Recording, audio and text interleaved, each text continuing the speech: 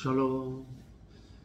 하나님께서 우리 모든 말씀을 묵상하기 위하여 한자리에 모인 우리 성도님들의 심령 가운데 충만히 임하시기를 주님의 이름으로 축복합니다.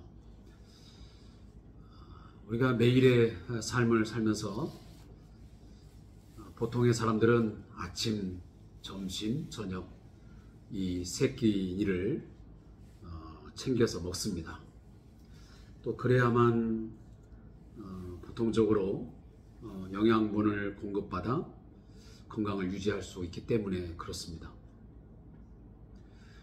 그런데 이 육신의 양식을 먹음도 우리에게 소중하고 귀한 거지만 우리 그리스도인들에게 더 가치 있고 더 중요한 그 일이 있다면 하나님의 말씀을 먹는 것입니다. 우리는 밥 세 끼를 먹지 않으면 배고파하고 밥을 찾습니다.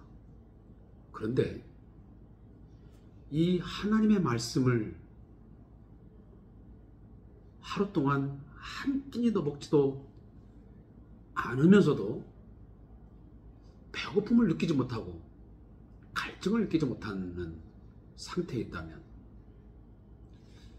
여러분들은 어떻게 생각하십니까? 정상적인 그리스도인? 건강한 그리스도인이다. 이렇게 우리가 말할 수 있을까요? 예수님은 말씀하셨습니다. 사람이 떡으로만 살 것이 아니요. 이 하나님의 말씀, 바로 그것으로 산다라고 분명히 말씀하셨는데 우리는 여전히 떡만을 찾고 떡을 먹으로만 만족하지 그 이상의 것, 하나님의 입으로 나오는 말씀을 먹는 데는 그리 갈급해하거나 또 갈구하지 않습니다. 우리가 주3교제가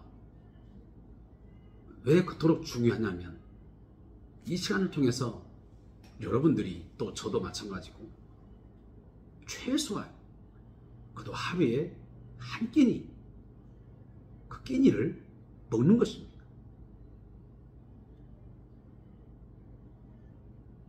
이 먹는 것들이 물론 충분하지는 않겠지만 그러나 최선을 다해서 이 저녁 시간이든 아침 시간이든 여러분들이 동영상을 함께 하시면서 보시면서 또 각자 성경을 통독하시면서 또 묵상하면서 다양한 방법을 통해서 하나님의 말씀을 읽고 또 그 말씀을 통해서 깨닫는 것은 우리의 영적 건강을 위해서는 필수입니다.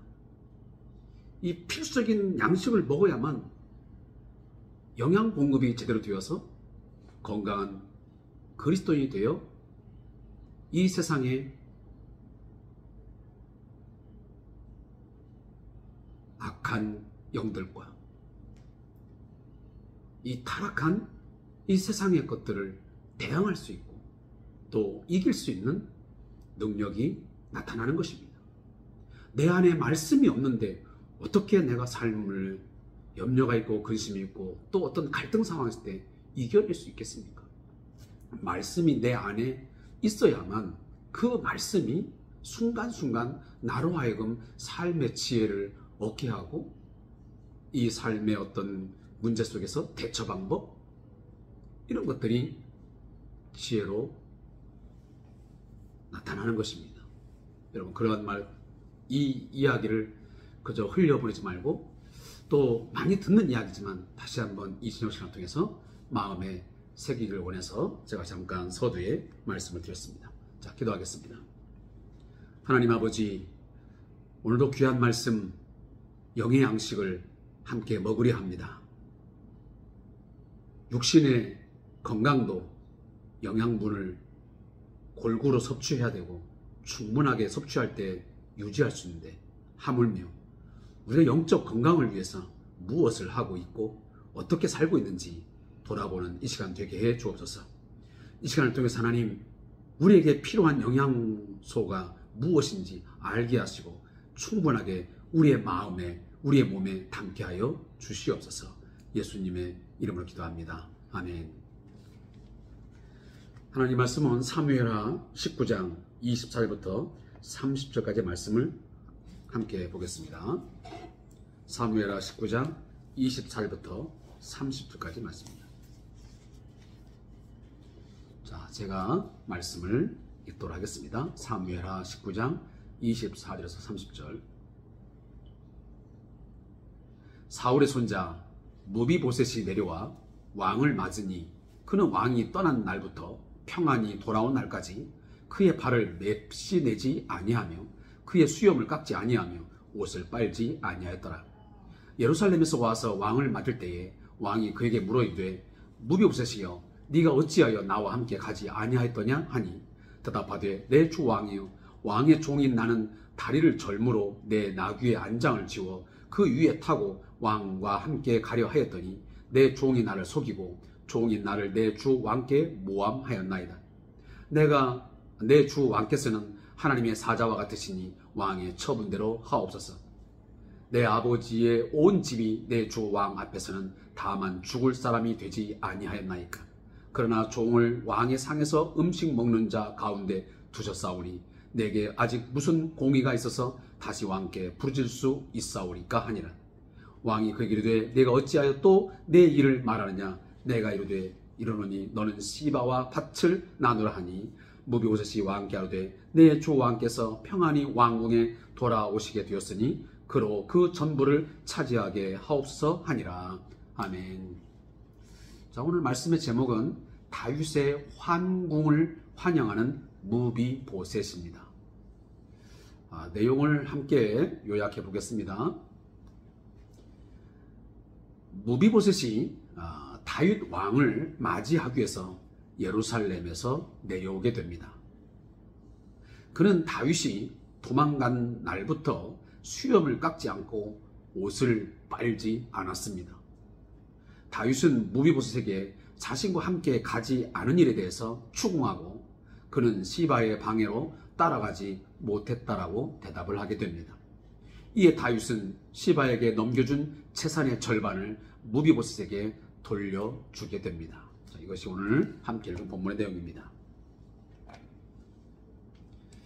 자, 다윗이 이제 복권이 되는 상황 속에서 다시 한번 예루살렘으로 다시 복귀를 하는 과정 속에서 일어나는 일들을 우리가 지금 묵상하고 있습니다. 어제는 다윗이 이제 왕권에 다시 복귀를 하면서 다시 한번 이제 복권이 되는 거죠.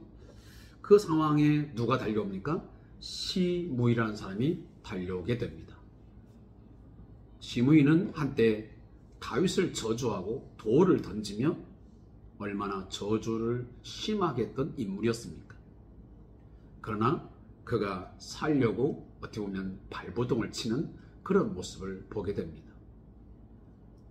자, 오늘은 그 와중에 또 다른 인물, 무비보셋이라고 하는 사람이 등장을 하고 있습니다.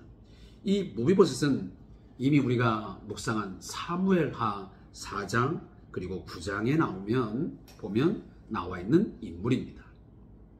이 사람은 사울의 손자입니다. 다윗과 우정을 나누었던, 다윗의 목숨을 건져준 요나단의 아들이기 때문에 그렇습니다. 요나단이 사울의 아들이니까요. 근데 특이한 것은 이 무비보셋은 지체 장애인이었습니다. 그것도 9장에 보면 두 발을 절고 있는 그러한 심각한 장애를 딛고 살아가는 사람이었습니다. 따라서 다윗이 압살롬에게 의해서 쫓겨 나갈 때에 예루살렘에서 결국은 광야로 내몰리게 됐을 때에 함께 따라가려고 했지만, 오늘 무비보셋도 그렇게 이야기하고 있지만 자신의 바로 종 이 시바가 모함을 해가지고 결국 다윗을 쫓아가지 못하게 됐다라고 내용을 전달합니다.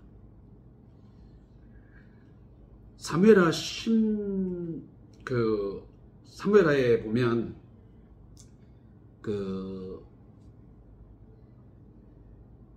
무비보셋이 다윗을 쫓아가려고 할 때에 이 무비보셋이 모함을 합니다. 뭐라고 모함합니까? 왕이여, 무비보셋이 말하기를 자기 아버지의 나라, 바로 이 이스라엘이라는 나라를 무비보셋에게 줄 것이라고 말하면서, 결국은 이 말은 무슨 말이냐면 무비보셋이 차기의 왕권을 욕심내고 있다는 그런 거짓말을 해가지고 다윗 왕으로 하여금 무비보셋을 미워하도록 그렇게 거짓 모함을 하는 것입니다. 그렇게 하고 나서 시바는 다윗 왕에 와가지고 온갖 선물 공세를 펼쳐가면서 다윗 왕의 마음을 사고, 무비보셋은 다윗의 마음에서 멀어지게 하는 그런 행위를 했던 것입니다. 그래서 오늘 본문에서 무비보셋이 바로 그 얘기를 하는 거예요. 사실은 무비보셋은 다윗 왕을 굉장히 사랑했고, 오늘 본문의 내용을 보면 특별한 충성심을 가진 인물이었습니다. 그런데 그는 다윗의 슬픔에 동참했습니다. 다윗 왕이 압살롬에 의해서 쫓겨나갈 때에 그 장면을 목도하면서 큰 슬픔에 잠겼다는 말씀입니다. 그래서 그 왕이 떠나는 날부터 돌아온 날까지 그의 발을 맺지내지 아니하고 그 수염을 깎지 아니하며 옷을 빨지 했다. 이것은 극도의 슬픔과 또 어떤 애통함을 표시하는 그런 행위였던 것입니다.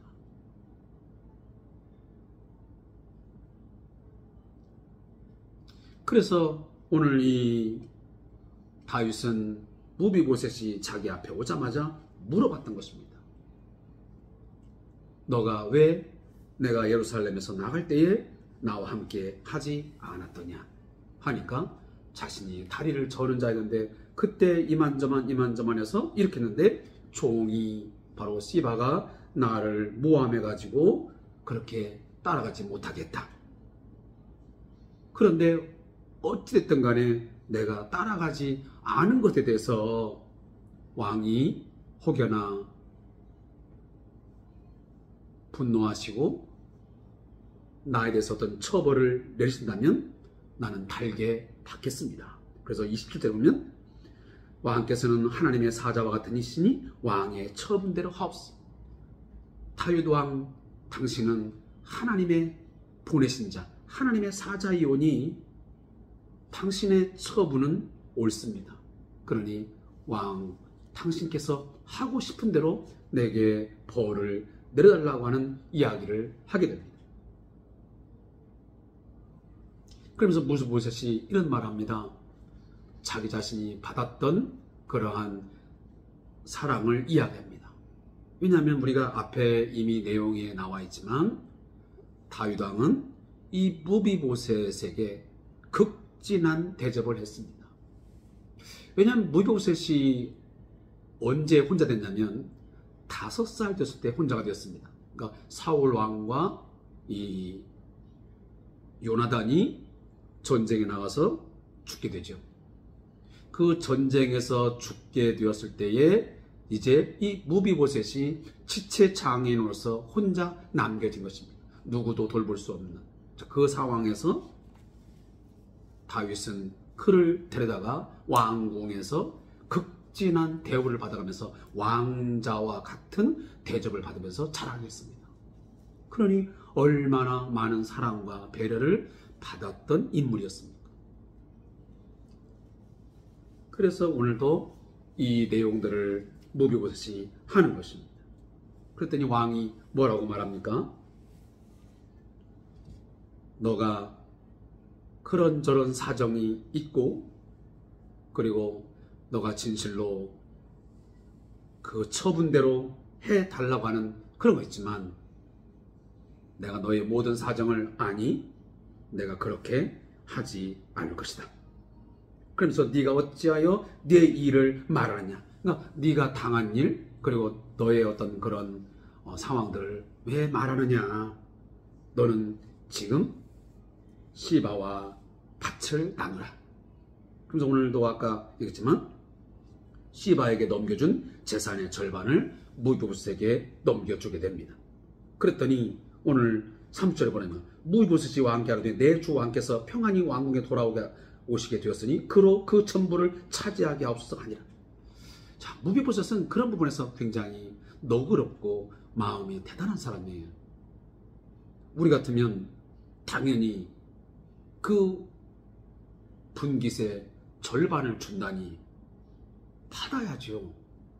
그런데 오늘 무비보셋은 뭐라고 말하냐면 저는 그런 거 다 필요 없습니다. 왕이 이스라엘의 왕으로서 다시 예루살렘에 돌아온 것만으로도 저는 족합니다. 만족합니다. 그러니 그 재산, 그 모든 재산의 것들 저는 더 이상 필요 없습니다. 그러니 그 전부를 다 그냥 시바에게 다 주십시오. 그렇게 이야기를 합니다.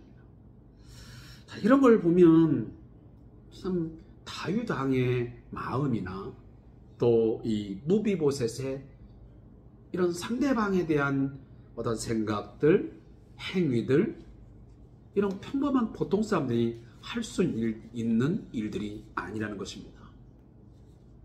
제가 어제도 말씀을 드렸지만 다윗이 지금까지 보여주고 있는 여러 가지 그런 말들, 또 그의 마음, 행동들, 일반적으로 할 수 있는 말이거나 행동이 결코 아닙니다. 오늘 무비보셋이라고 하는 이 사람이 오늘 취하고 있는 이 말과 행동도 그리 평범한 내용이 아니지 않습니까? 이런 속에서 우리는 무엇을 깨닫게 되냐면 하나님을 안다는 것. 우리가 하나님의 마음을 알고 있다는 것. 우리가 하나님의 사랑과 은혜를 경험하고 지금도 그렇게 살아가고 있는 자로서 우리는 어떤 말들을 해야 되고 어떤 마음을 가져야 되고 어떤 행동들을 할 때에 그것이 하나님의 사람으로서 합당한 것인가 하는 것들을 우리가 다시 한번 되짚는 것입니다. 우리가 과거에 물론 이런 마음들을 가져본 적 왜 없겠습니까? 우리가 뭐 중고등부 시절 때, 청년부 시절에, 뭐 20대 때, 30대 때 이런 설교를 들으면서 우리들은 아마 이런 마음을 한두 번 정도는 다 가졌으리라고 믿습니다. 그런데 우리가 세월이 흐르면서 말씀을 가까이 하지 못하는 관계 속에서 우리는 이런 것들을 잊고 살 때가 많습니다. 하나님을 아는 자, 우리가 하나님을 믿는다고 하는 것이 무엇인가? 단순히 지적 어떤 지식을 내가 소유하고 있고 그것을 누구한테 말할 수 있는 것, 그것이 진정으로 하나님을 아는 것일까? 내가 예수를 믿고 예수의 영이 내 안에 있다라고 하는 것을 내가 공적으로 선포할 수 있는 것은 무엇일까? 그건 다른 거 아니지 않습니까? 우리의 말로, 우리의 마음 씀씀이로, 우리의 행동으로 드러나는 거거든요. 똑같은 말을 하고 똑같은 마음을 써도 똑같은 행동을 해도 예수를 안 믿는 사람들은 항상 우리들을 어떻게 봅니까? 또 다른 어떤 렌즈를 갖고 보게 됩니다. 그래서 저 사람은 예수 믿는 사람인데, 하나님을 아는 사람인데 어떻게 저렇게 말을 하지? 어떻게 저렇게 마음을 쓰지? 어떻게 저런 행동을 하지? 이렇게 때로는 실망스럽고 때로는 굉장히 그들을 분노하게 하는 일도 있고, 또 어떤 때는 역시 예수의 사람이 맞다. 저 사람이 어느 교회의 집사님이고 권사님이고 장로님이고 목사님이라고 하는데 역시 믿는 사람은 말하는 것, 마음의 씀씀이, 행동하는 것이 다르네. 보통 사람 같으면 이렇게 말했을 텐데, 이렇게 행동했을 텐데, 그렇게 마음을 썼을 텐데 이 사람은 전혀 다른 의외의 반응을 하고 내가 듣고 있었던 그렇게 반응을 하네. 역시 하나님을 아는 사람이 맞다. 예수님의 마음을 가진 자가 맞구나 하는 생각을 갖지 않겠습니까?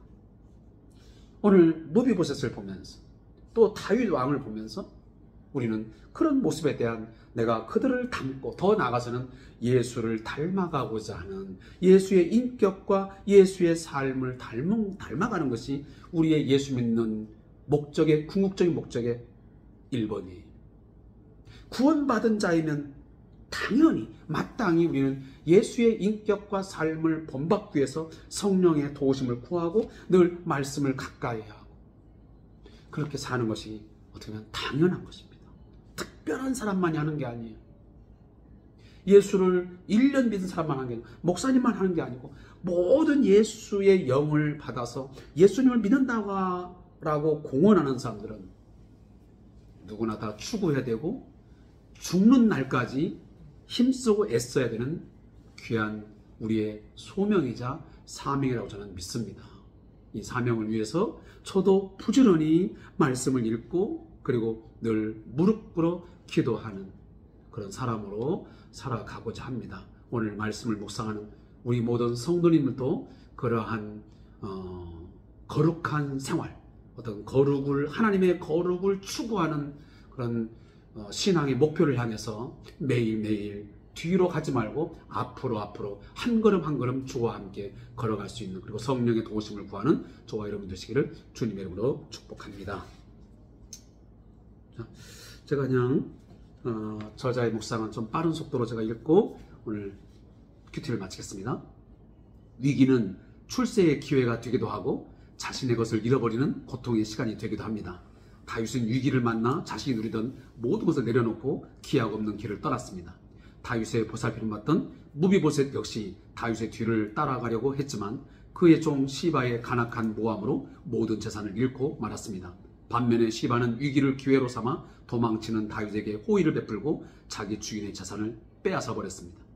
위기의 순간에 의인은 고통을 당하고 악인은 자신이 원하는 것을 얻는 불합리한 일이 벌어진 것입니다. 하지만 하나님께서는 그분의 공의와 은혜로 다윗과 무비보셋이 당한 위기를 극복하도록 도우십니다. 두 사람 사이의 오해가 풀리면서 멀어졌던 관계는 회복되고 시바는 다윗에게 얻은 재산의 절반을 주인 무비보셋에게 돌려주게 됩니다. 하나님께서는 의인의 고통을 외면하지 않으시고 다시 회복시켜 주십니다. 우리도 위기를 당하거나 어려운 상황에 처한다 할지라도 하나님께서 우리를 고통에서 건져 주실 것을 소망하며 진실하고 의로운 삶을 살아야 합니다. 기도합니다.